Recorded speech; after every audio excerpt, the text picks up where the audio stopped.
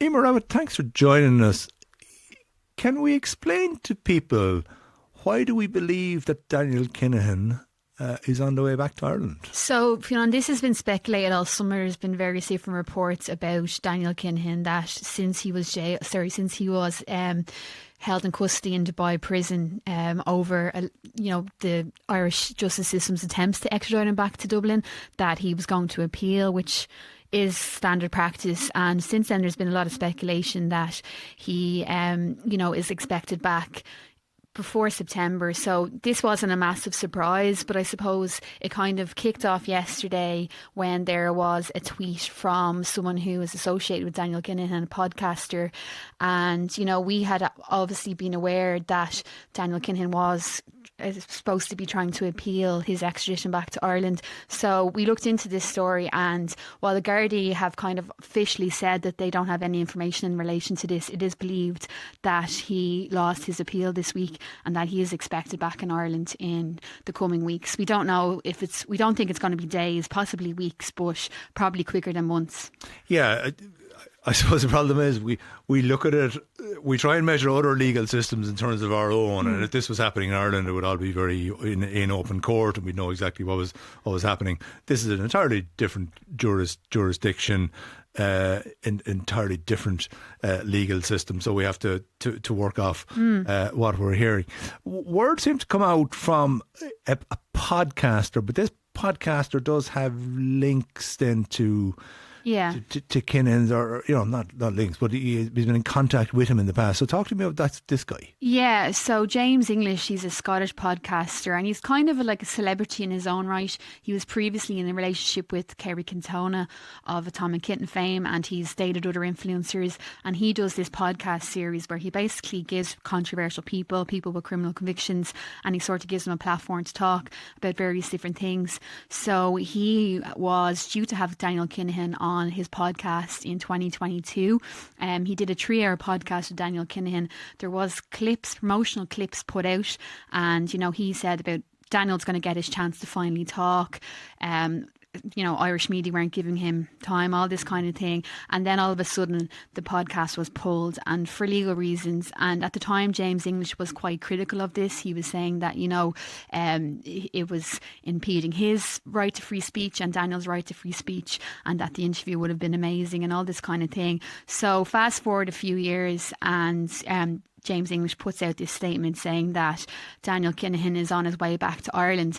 And it was kind of, it was written in a strange way, because it was saying that he was looking forward to come back to Ireland. It kind of, it didn't really, exactly, because obviously when he comes back to Ireland, he's going to be, it's believed, in Portlaoise prison, which is a high security prison in Ireland, and he's going to be held in custody. He's not going to have any freedom. So that's what he put out. But on the background, we had been following this story, and there has been reports about Daniel Kinahan's attempts to appeal against his extradition and when he was going to come home. And I suppose Ken Foy, our crime correspondent, has reported that while the guards haven't officially confirmed anything, it is believed that he has lost an appeal this week, and other sources have told Ken that this seems to be true. But it did, while it initially came through James English, who is obviously associated with Daniel Kinahan, so you need to take what he says with a pinch of salt.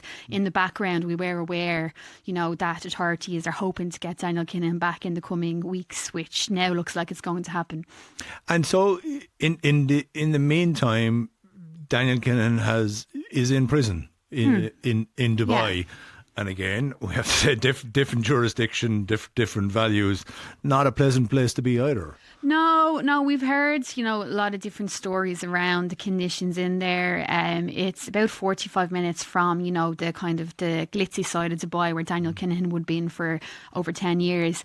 And, there was talk of overcrowding. There was talk of, they do have aircon, but they keep it permanently cold at all times. I think rice is a big part of the meals. There's a lot of restrictions on different things, phone calls and all that kind of thing. And Sean McGovern's legal team, Sean McGovern, who's Daniel Kinahan's right-hand man and who was extradited, a couple of years ago and is now in prison in Ireland for his involvement in the Kinahan cartel's activities. His defence had said in court, that it was Dubai conditions were awful and really bad, and there's been other human rights cases taken in by other prisoners from different countries in the past. So it isn't believed to be a nice place. But Daniel Kinahan did attempt to appeal his, nevertheless he did attempt to appeal attempts by Irish authorities to get him back here. So am I right in saying Daniel Kinahan has gone out of Ireland the best part of 20-25 years? The last time we saw him physically in Ireland was at the time of the famous, infamous Hutch Kinahan feud, attending a funeral there. Since then, we haven't seen him here. Yeah, well, since the Regency Hotel, he hasn't been seen. So his mother, Jean, died in, I think it was 2014, and he was home for that. And then he was obviously present at the Regency Hotel shooting in February 2016, and he narrowly escaped with his life. He was the target of that attack. So he hasn't been back that we know of since then. And I suppose that is one of the charges that Gardaí want to put to him in relation to a couple of days after the murder of David Byrne at the Regency Hotel. The monk's Jerry Hutch, the monk's brother Eddie, was murdered, and that is one of the charges that they believe Daniel Kinahan has been linked to. We'll come back to what the charges are, and again we'll be talking there in terms of like what is believed to be the case. So if ultimately, let's say in the coming days, the authorities in the United Arab Emirates send an official letter back to An Garda Síochána saying, you can now extradite this individual back to Ireland. How does that work? And that's a pretty big security operation in its own right. It is, and as Ken has reported, there's going to be a major security operation in place. There obviously have to be Gardaí bringing him home. The Air Corps, usually they brought Sean McGovern home. And then obviously with the prisons, like we've written in the past, since Daniel Kinahan's initial arrest in April, we've written stories about possible plans for the prison. We imagine he's going to be in Portlaoise prison, which is where Sean McGovern, his right-hand man, is being held, and that possibly they might be on the same wing. But obviously that's a massive security issue because these are two of the biggest criminals that Ireland's ever produced. So that's going to bring with it its own security headaches. So that will have to be dealt with as well. So yeah, there's going to have to be a lot of plans put in place. Obviously, we don't know, Dubai, the reason that there's a little bit of ambiguity around this, what happened this week is that, Dubai, they conduct their courts proceedings in secret. And, we did contact them and they told us that due to privacy, they can't confirm anything. So that kind of stuff has been held behind closed doors as well. So, it could just well happen that we hear that he's on a plane, but there is going to be massive security procedures around this, no doubt. Yeah, and then I suppose the point is, as you have referenced, when Daniel Kinahan comes back to Ireland, obviously there has to be a reason for the Irish authorities to be seeking to have him extradited. Once he gets back here, he's going to be facing charges of some sort. What do we think those charges are going to be? Well, we've reported that they basically want to charge him with... They basically have linked him to several murders. They think they have linked him to several murders in relation to the Hutch Kinahan feud. He's obviously seen as the leader of the Kinahan crime gang. And they have, as I said previously, they believe that he had some involvement in the murder of Eddie Hutch, the monk's brother, that, there's also speculation around that he may have tried to plan the attempted murder of Jerry Hutch in a pub just shortly before the Hutch Kinahan, shortly before the Regency Hotel murder in 2016. But it's believed that they're going to take a specific charge under the anti-ganglands legislation, which would be directing a crime gang. And Sean McGovern was charged and pleaded guilty to only recently the directing a crime gang in relation to the murder of Noel Duckegg Kieran and the attempted murder of James Mago Gately, a Hutch's associate. So it's believed that this is the charge. It might be slightly different, but that they want to take a charge in relation to Daniel Kinahan, that they believe he directed a crime gang in relation to these feud murders. Yeah, so talk to me about McGovern there, because that case will kind of give us hints of the extradition, the transport back, the security operation and ultimately how a court case might pan out? Yeah, so I suppose Sean McGovern was the test case because there hadn't existed an extradition treaty between Ireland and the UAE before that. And, when these sanctions were announced by the US authorities in 2022, there were 7 Kinahan associates on that sanction list, including Daniel, his father and brother Christopher Jr., and also Sean McGovern. And Sean McGovern was kind of seen, as maybe the easiest one to get back because the guards believed that they had enough evidence in relation to his involvement in the murder of Jerry Hutch's friend Noel Duckhead Kirwan in December 2016, which is ultimately what happened. But when they tried to get him back, it did take some time because they needed to set up this, this agreement, and now it is set up. So I suppose that was seen as, once that was done, it kind of laid the foundations for getting Daniel back, which seems to be what is happening now. And I suppose the point is that we constantly refer to Daniel Kinahan as the head of the Kinahan crime cartel and its involvement in drugs, but there obviously, there needs to be specific charges here, so it might not relate to specifically the drug smuggling and drug dealing activities of the gang. It could be the related issues around directing a gang or directing murders or attempted murders. That might be the specific charge sheet. So that's what we'll be interested to see. Yeah, what exactly is he being charged with? Yeah, and I suppose if you compare it to what happened in Sean McGovern's case, they had basically phone evidence. So they had messages that were sent. They used these encrypted networks which they cracked, and there was handles. So they associated a handle with Sean McGovern, and the messages which were read out in court were around, how they wanted to, they were referring to certain people as easy marks, that they just wanted to get someone because they wanted to get a point out there. There was references to relatives of the monk in the messages, and then there was obviously talk James Mago Gately, who was a Hutch associate and a best friend of Gary Hutch, who was murdered at the start of the feud. He there was an attempt on his life, and there were several attempts on his life, but one of them, there was messages around this, and Sean McGovern was linked to that as well. And then they also had evidence of Sean McGovern basically controlling a tracker device which was placed under the car of Noel Duckhead Kirwan before he was murdered, and Sean McGovern was essentially following the movements on a laptop. So that's the kind of evidence that they used in his case. And the messages that were read out in court in relation to Sean McGovern, another handle is believed to have been, it wasn't explicitly said in court, but another handle mentioned in those messages is believed to be Daniel Kinahan. So we imagine that those messages are what is going to be used, and we don't know if they have any other evidence that they didn't use in Sean McGovern's case that they can use specifically in Daniel Kinahan's case, but they definitely believe to have messages that they believe can link Daniel Kinahan to these murder attempts. Yes. Murders. So again, the McGovern case gave us a teaser of what's to come. Yeah. So we know definitively they have the Gardaí and the DPP's office. So do have encrypted messages. We got a teaser of those, and then as you say, they were alluding to another individual. So we've a fair indication there of what sort of evidence would be produced there, and ultimately that resulted in a successful prosecution. To what extent did you spoke there about the US authorities joining with the Irish authorities in imposing sanctions on the Kinahan crime cartel, offering this 5 million reward or bounty for helping with a successful prosecution.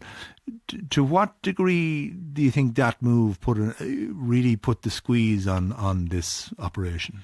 Well, I suppose like the US authorities, they're going to give a lot of credibility to, and a lot of, I suppose, they're going to give a lot of publicity to this gang because, it's no longer an Irish problem. Like this is one of the biggest countries in the world saying that these guys are a serious problem. So it definitely pushed the spotlight on the Kinahans and their links because they have these, like people, think them like they're not an Irish crime gang anymore. They're a massively influential international crime gang, and they have tentacles going all across the continent, you know. So I suppose it put the pressure on the Gardaí. It put pressure in relation to, you know, and they're linked, you know, Interpol had involvement in these sanctions as well. So it just kind of, I suppose, puts the spotlight on this gang and, you know, how dangerous they are. And I suppose, you know, in relation to, you know, there was other associates as well, like obviously Sean McGovern, he was sanctioned, and then Johnny Morrissey was named in the sanctions as well, and he's facing charges in Spain. So, you know, there has been movement since then, and Daniel Kinahan was always seen as the centre part of this. But I suppose it just shows how far-reaching the crime, you know, the Kinahan's gang power was, and, you know, it kind of it puts, I suppose it just put more of an international spotlight on them. Also, what we've seen is that these people were using Dubai as a safe haven, a bolt hole for themselves. The Americans' involvement probably was a game changer in that regard. So, is it fair to say that you know, for the likes of the Kinahans and other crime gangs, Dubai is no longer that place that they can feel that they're out of the hands of authorities around the world? Yeah, well, I suppose like that is another reason why the sanctions by the American authorities helped, because obviously it maybe put pressure on the Dubai authorities, because traditionally it was always seen that, you know, the UAE, it was easier to hide things there because there wasn't these treaties didn't naturally exist, and there was maybe fear that people were going there for reasons that, you know, that it would be harder to get them home, which is obviously what happened for a long time with the Kinahans. So I definitely think that definitely helped for sure. And it also must be said that at the time of the sanctions by the US government on the Kinahans, Daniel Kinahan was really in the middle of this sports washing campaign, where he had various boxers and various powers in the boxing world supporting him and kind of saying, I don't understand why the Irish media are so down on this guy, he has no convictions. So it was when, you know, the US government sanctioned him, then his, you know, the boxing world kind of disassociated from him, because he was obviously operating as a boxing manager and a boxing promoter as well, and this was kind of trying to legitimize himself. So that all stopped then after these sanctions, and then obviously maybe the Dubai authorities did, you know, I can imagine it did help things. And then when Sean McGovern was, you know, extradited, it was a historical thing for us, because it was the first time that an Irish person has been brought back from the UAE to face charges here. So I can imagine that the US sanctions got things rolling, and now we're at a stage where we can possibly get the most serious figure of this gang back. Now, Sean McGovern, the right-hand man, is back, and he's got 24 years in prison. Daniel Kinahan, the leader of the cartel, we believe, on the way back. But his father, Christy, his brother, Christopher, they're still at large, believed to be out in Dubai. They're also on that sanctioned list from the United States. So is this is it the beginning of the end of this cartel, or can they still operate as leading figures are picked off one by one? Yeah, well, there's no doubt that like their drugs business is, you know, it goes beyond them in terms of like it's so wide ranging, and there's obviously been talk of this super cartel that these, you know, heads of these other crime gangs around particularly Europe, that they were at Daniel Kinahan's wedding, and that they had this massive grouping coming together to ship drugs all over the world. And we've seen in recent times with some of the seizures in Ireland, for example the MV Matthews, which is one of the biggest ever cocaine seizures in Ireland, those drugs are believed to have they had involvement from a lot of different international crime gangs, because it was such a massive amount of drugs, but that the Kinahans had involvement in getting in that operation. So there's still these operations going on, but I suppose it's done in such a different way. And there's no doubt that you know, Daniel Kinahan, he had been living in plain sight in Dubai, as I imagine his father and brother had, but in more recent years had been keeping his head down and couldn't go anywhere since these sanctions were, you know, were announced, he had been certainly keeping his head down. So operations will still continue, but I guess there's no doubt that the head of this gang and the senior lieutenants and the ones back in Ireland as well, there's a lot of them, you know, who were in prison or who have been released after serving lengthy sentences. And you look at like you look at Thomas Bomber Kavanagh, who was another arm of the Kinahans.